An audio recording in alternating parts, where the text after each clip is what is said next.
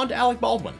Now, in a move that we all joked about, but absolutely shocked me that it really happened, Alec Baldwin has now moved to blaming the gun. Well, the trigger wasn't pulled. I didn't pull the trigger. So you never pulled the trigger? No. I would never point a gun at anyone and pull a trigger at them, never. How did a real bullet get on that set? I have no idea.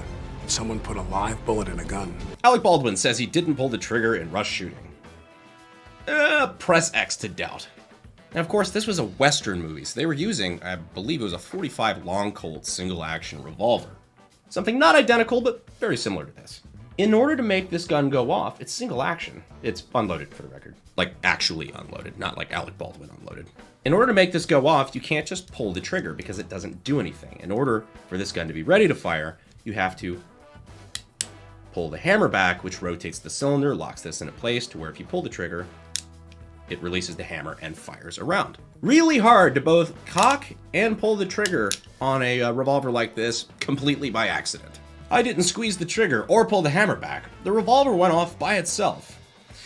Let's all watch Alec Baldwin blame the gun. I'm not sure if this is just something his attorney is telling him to say or what, but this is by far the most ridiculous element of the story, his story about what happened.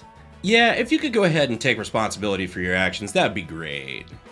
I could totally get tragic accident. You know, caused by negligence? Absolutely, but still an accident. But then you turn back around and start claiming some like borderline impossible bullshit like this, and now I'm like really sketched out by your story. Of course, this was a failure of a ton of people. There should have never been live ammunition on set. There should have been a good chain of custody as to where this firearm went, who checked it, who approved it, before it even got into the hands of the actor in the first place. But it just goes to show, very last line of defense, that's why you should always check capital 1. What's in your cylinder? But for somebody who's relying on not knowing anything about firearms, he sure is an expert.